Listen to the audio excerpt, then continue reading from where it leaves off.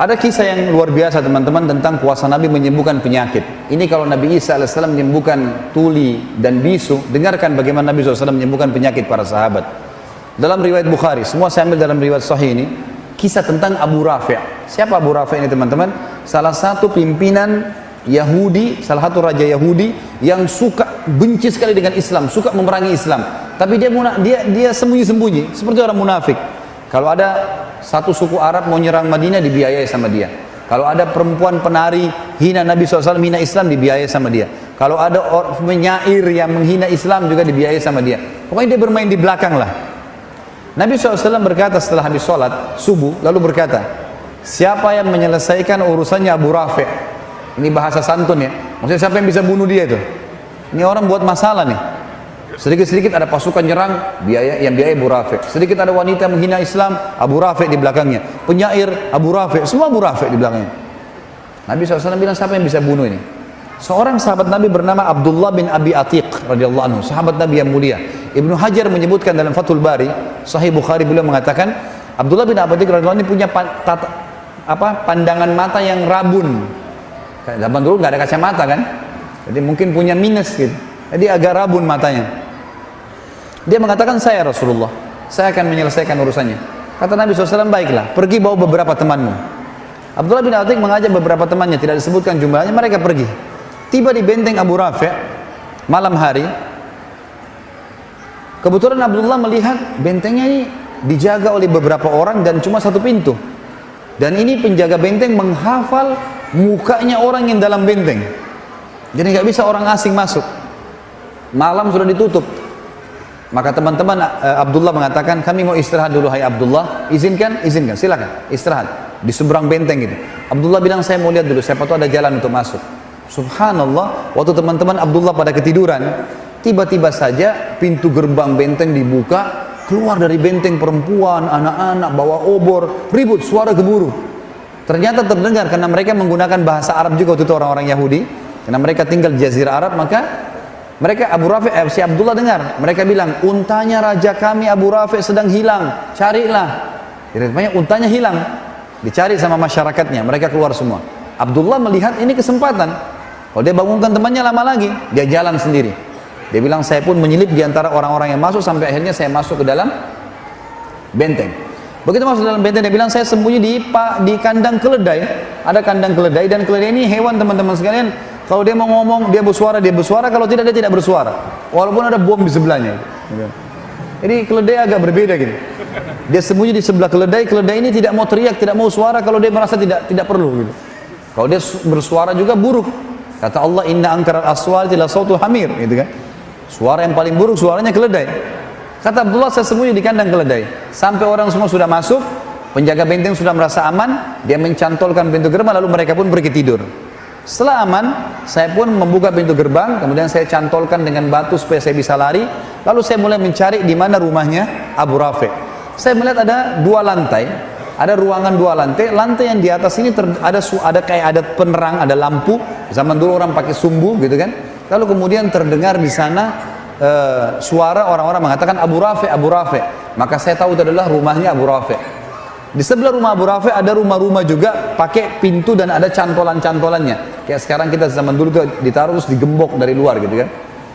Dia bilang begitu sudah dipadamkan lampu sumbunya, semua orang sudah masuk ke rumah-rumah di sebelah. Saya pun naik ke lantai 2, lalu saya menutup semua pintu-pintu itu. Lalu kemudian saya buka pintunya rumahnya Abu Rafi', lalu saya mengatakan, Abu Rafi'. Abu Rafi' ini hafal suara teman-temannya dan sudah gelap.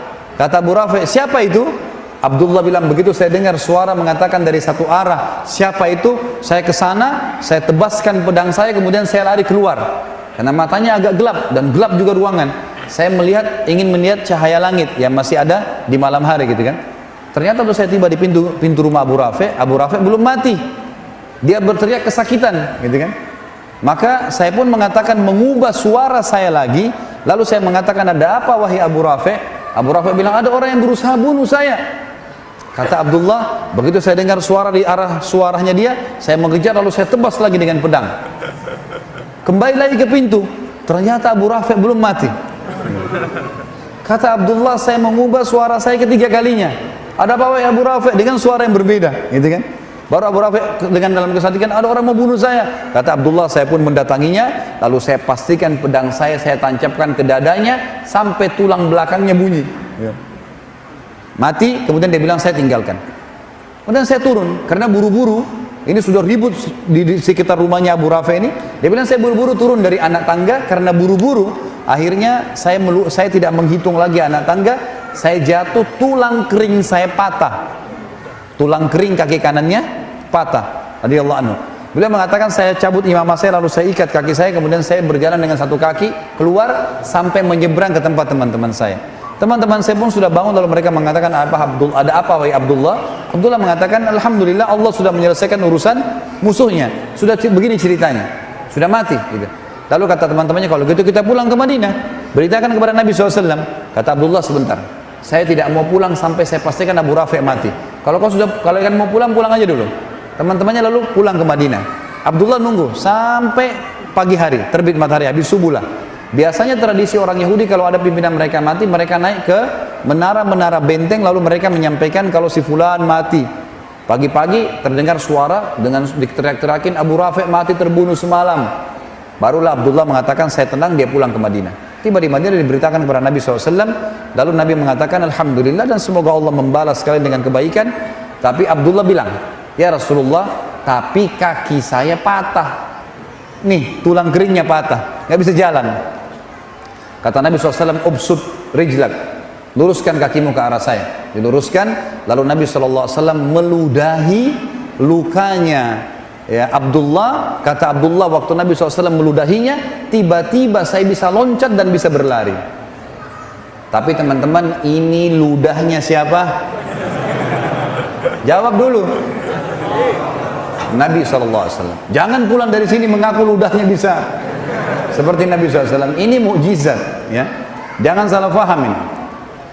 Karena pernah terjadi teman-teman sekalian, ada satu orang namanya Musailamah al-Kadzab. Pernah dengar? Musailamah ini yang mengaku Nabi di zaman Nabi SAW. Makanya diberikan julukan Kadzab. Tradisi Nabi SAW itu kalau ada anak bayi yang baru lahir, orang-orang Ansar baru lahir, disuruh datang ke masjid, dibawalah anak-anak ini. Kemudian Nabi SAW mengelus kepalanya, mentahniknya, mengunyah kurma lalu ditempelkan ke langit-langit bayi itu, gitu kan? Nabi SAW memberikan nama. Jadi para sahabat senang gitu. Sampai mereka mengatakan kami bangga pada saat yang pertama masuk ke perut bayi kami air liur Nabi SAW. Gitu kan? Karena Nabi suka mentahnik. Nah satu kali Nabi SAW pernah mengelus kepala anak bayi, rambutnya jadi subur. Rambutnya jadi subur bayi itu. Musailamah al-Kadzab ada di sekitar Yaman.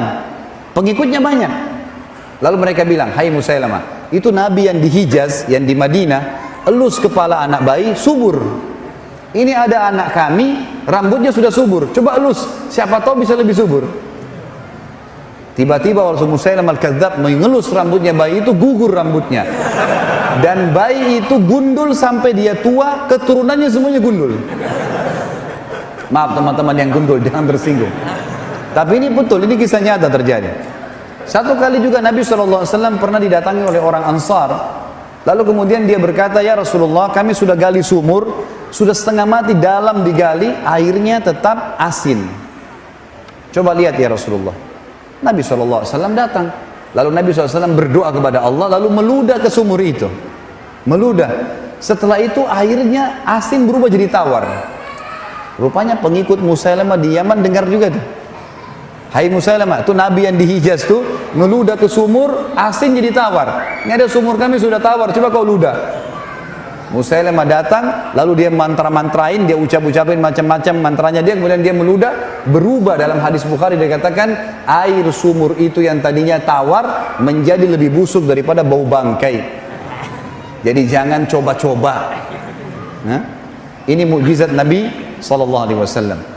Riwayat Bukhari yang lain tentang pengobatan Nabi SAW adalah masalah matanya Abu Qatadah radhiyallahu anhu. Abu Qatadah sahabat Nabi yang sangat tampan, gagah. Dalam peperangan teman-teman ada anak panah lepas dari arah musuh, kena matanya, bola mata kanannya kena. Karena kerasnya kena itu dan beratnya anak panah sampai membuat mata Abu Qatadah jatuh. Dalam hadis Bukhari dikatakan ini, matanya itu gelantung. Waktu sahabat-sahabat lihat, para sahabat mengatakan, wahai Abu Qatadah, kami potong aja matamu. Nggak ada solusi lain. Di zaman sekarang saja kedokteran canggih, bagaimana caranya mau dijahit nih? Sudah keluar bola matanya. Kata dia, sebentar. Coba bawa saya ke Rasulullah sallallahu alaihi wasallam. Bawa saya ke sana. Pergilah ke sana. Subhanallah, dari jauh Nabi begitu lihat Abu Qatadah, Nabi senyum. Dan ini kecerdasan Abu Qatadah. Kita lihat nanti dalam banyak kisah teman-teman, sahabat-sahabat yang cerdas waktu Nabi masih hidup, mereka langsung datang ke Nabi minta solusi. Maka mau solusi Nabi mukjizat, gitu kan? Datanglah ke sana, Nabi SAW senyum. Sahabat heran, Abu Qatadah matanya berdarah-darah, Nabi senyum. Langsung Nabi mengatakan, wahai Abu Qatadah, kalau kau mau, Nabi sudah tahu maksudnya apa. Kalau kau mau saya doakan kepada Allah matamu sembuh, bisa, matamu sembuh, tapi tidak ada jaminan surga. Kalau kau bersabar, matamu nggak ada, dipotong aja, maka pasti kau masuk surga.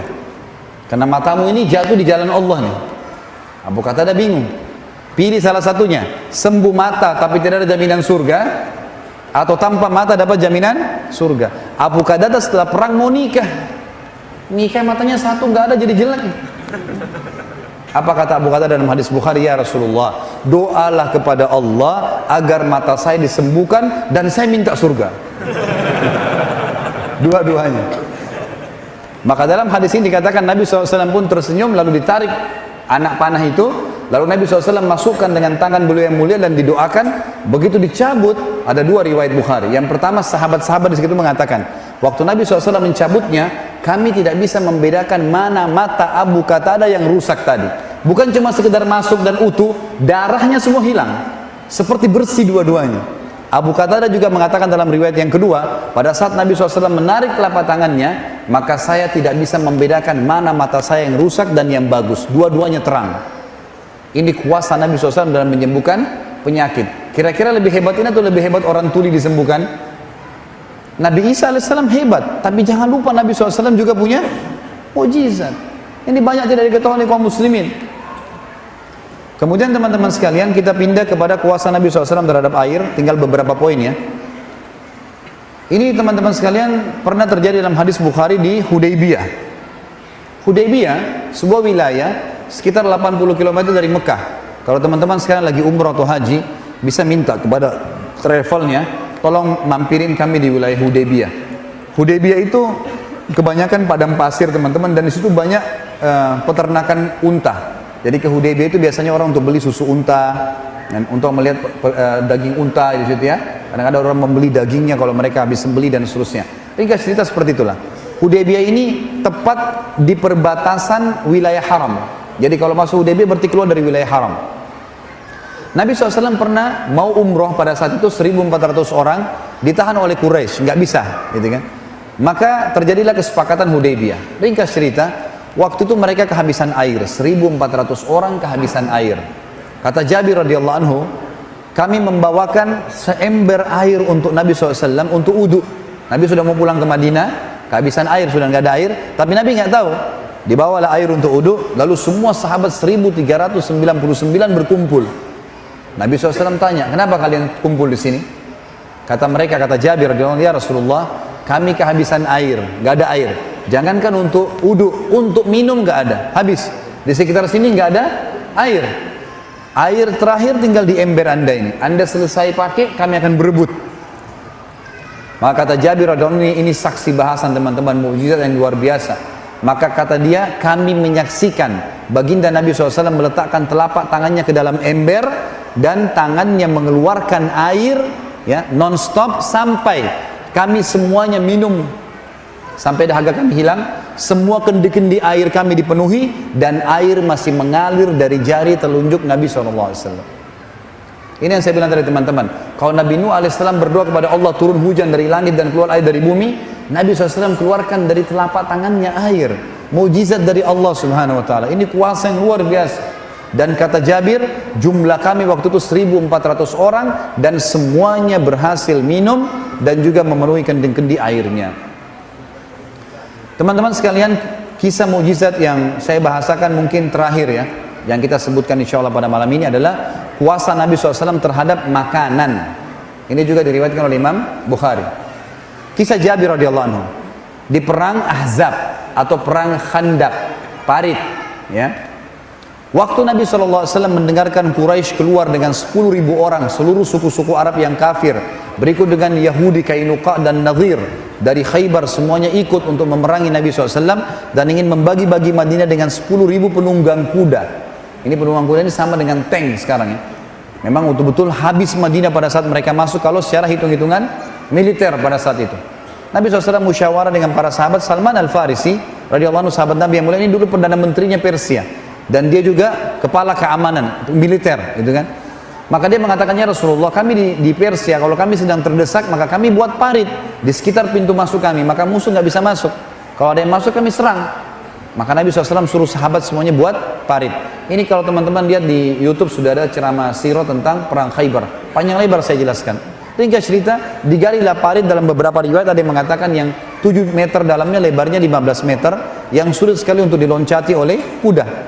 Setiap kali 10 kali 10 meter Nabi SAW taruh 10 orang sahabat dan tidak boleh pulang ke rumah kecuali betul-betul mereka sudah minta izin dengan Nabi SAW. Satu waktu teman-teman, mereka lagi menggali dan dalam kondisi lapar, musuh sudah dekat dengan Madinah, harus menyelesaikan pekerjaan. Ada 2 orang sahabat datang kepada Nabi SAW lalu berkata, ya Rasulullah, kami kelaparan, gak ada makanan. Lalu mereka ngangkat bajunya. Ternyata di perutnya sahabat ini ada 2 buah batu yang diikat. Jadi untuk menghilangkan lapar, batu diikat, lalu diikat dengan keras di perut sehingga ususnya jadi kecil, gitu kan? Sehingga laparnya berkurang. Nabi SAW waktu lihat 2 sahabat ini tidak jawab bapak-bapak. Beliau cuma angkat bajunya dan ternyata di perut Nabi ada 3 batu. Ini jawabannya, saya lebih lapar dari kalian, gitu kan? Maka sahabat yang 2 terdiam. Jabir radhiyallahu anhu lihat pada saat itu. Dia mengatakan, demi Allah, Rasulullah SAW telah tertimpa sesuatu yang sudah luar biasa ini. Sampai lapar, ikat batu di perutnya, gak ada yang tahu. Untung ada sahabat yang bertanya gitu. Lalu kata Jabir, ya Rasulullah, izinkan saya pulang ke rumah saya. Kata Nabi SAW, baiklah, pulang. Dia pulang. Dia bilang kepada istrinya, ya, hai istriku, punya makanan gak? Kata istrinya, kenapa? Dia bilang, saya telah melihat sesuatu yang memilukan dari Nabi SAW. Kata istrinya, apa itu? Rasulullah SAW ikat perutnya dengan 3 batu. Masa kita bisa membiarkan itu? Ini lapar, ada makanan. Kata istrinya, persiapan makanan kita adalah 1 sak gandum, ada 1 sak gandum, beberapa kilo gandum, dan ada 1 anak kambing kecil milik kamu di sebelah rumah. Kalau kau mau, potong kambing itu, saya buatkan kari, kemudian nanti gandum ini kita buatin roti, lalu undang Rasulullah SAW makan ke sini. Kata Jabir, pikiran yang bagus. Disembelilah, dibuatlah masakan tersebut. Begitu selesai, sudah siap makanan, kata istrinya, Jabir, ingat, jangan permalukan saya di depan Nabi SAW. Undang Nabi SAW dengan 4 atau maksimal 5 orang sahabatnya. Makanan gak cukup. Ini pas hanya untuk 10 orang paling maksimal. Mereka 5, saya juga sama kamu sama anak-anak harus makan. Kata Jabir, tentu saja. Pulanglah Jabir ke Khandaq tadi. Lalu dia bilang, ya Rasulullah, dibisik-bisik Nabi, ladayya tu'ayyim, ya. Dalam bahasa Arab, makanan bahasa Arabnya ta'am, ya. Tapi kalau makanan sedikit dikasih tasghir dan dikasih kecil, tu'ayyim, artinya saya punya makan sedikit makanan. Kata Nabi SAW, datanglah anda ya Rasulullah ke rumah saya dengan 4 maksimal 5 orang teman-teman anda. Maka Nabi SAW bilang, apa yang kau siapkan hai Jabir? 1 kambing kecil dengan 1 sak gandum. Kata Nabi SAW, banyak dan berkah. Tiba-tiba teman-teman, Nabi SAW naik di atas batu tinggi, teriak dengan suara keras, wahai muhajirin dan ansar, kalian semua diundang oleh Jabir. Riwayatnya begitu. Lalu Jabir mengatakan, ya Rasulullah, muhajirin dan ansar. Kata Nabi SAW, iya, pulanglah dan jangan sentuh makanan itu. Coba teman-teman kalau antum di posisi Jabir nih, 1.500, 400 orang waktu itu di Khandaq, semuanya lapar, dan pada saat itu disebutkan dalam riwayat Bukhari 3 hari belum makan, tidak ada makanan. Maka Jabir pontang-panting lari ke rumahnya, teriak depan rumah, wahai istriku, kita sudah dipermalukan, gitu. Begitu riwayatnya. Lalu kata istrinya, kenapa? Rasulullah SAW undang muhajirin dan ansar. Kata istrinya, kan saya sudah bilang jangan permalukan. Bukan perilaku saya, Nabi yang bilang. Maka istrinya cerdas nih. Ini subhanallah, iman kalau dalam hati ada, lain jawabannya. Maka dia mengatakan, sebentar, ada pesannya nggak Rasulullah SAW? Kata Jabir, ada. Jangan sentuh makanan, jangan sentuh sampai beliau datang. Tunggu, gitu ya. Baik, datanglah Nabi SAW dengan 1.400 orang. 1.400 orang datang. Rame, rumahnya Jabir 4 kali 3. Rumahnya kecil, disebutkan itu 4 kali 3, 4 kali 4. Rumah orang dulu kalau 5 kali 5 itu sudah luar biasa gitu. Maka Nabi SAW masuk, tanya, mana Jabir makananmu? Ini. Lalu Nabi SAW lihat istri Jabir, ditanya, apa yang kau siapin? Gandum ya Rasulullah. Panggil Khabbaza. Khabbaza ini istilah dalam bahasa Arab teman-teman, bagi perempuan pembuat roti, dipanggil kalau mau buat 1.000 roti, 2.000 roti gitu. Panggil Khabbaza, sebanyak yang kau mampu panggil dari wanita Ansar. Kata istrinya Jabir, ya Rasulullah, 1 sak gandum, saya bisa buat. Kata Nabi, panggil Khabbaza. Panggil Khabbaza. Datang puluhan wanita pembuat roti, gitu kan. Lalu kata Nabi SAW, hai Jabir, saya akan sendokkan karinya di wadah, istrimu akan mengambil suilan gandum, taruh di piring, panggil mereka 10 orang. 10 orang masuk, sudah makan baru masuk 10 orang lagi. Jangan lebih. Kata Jabir, kami pun melakukan, taruh wadah, panggil 10 orang, kemudian Nabi SAW, istrinya Jabir sobek rotinya, taruh, Nabi SAW sendokin kari, gitu kan. Makanlah 10 orang ini. Dan dalam sebagian ulama hadis mengatakan orang-orang yang makan ini tidak dibatasi oleh Nabi SAW. 3 hari lapar, mereka makan untuk menghilangkan lapar yang 3 hari, dan lapar-laparnya akan datang. Dan ini bayangin bagaimana makannya gitu, ya. Mereka makan dengan lahap, Nabi tidak pernah batasi. Dan kata Jabir, demi Allah, setiap kali Nabi SAW menyendok karinya dan istri saya menyuil gandumnya, semua kembali utuh. Sampai 1.400 orang makan semua. Semuanya makan. Dan demi Allah, kari kami dan gandum kami tidak berkurang sedikit pun. Sampai mereka semua pulang, maka Nabi SAW berkata, wahai Jabir, masih diperintahkan, bagi-bagikan makanan ini kepada seluruh penduduk Madinah yang belum makan, karena manusia sedang ditimpa kelaparan. Sampai kata Jabir, kami bagikan kepada seluruh masyarakat Madinah, itu pun masih utuh. Nanti setelah mereka makan semua, pada saat sisa saya sama istri saya baru berkurang pada saat kami sendok. Dan ini kuasa Nabi SAW terhadap makanan. Dan banyak contoh-contoh yang lain teman-teman sekalian.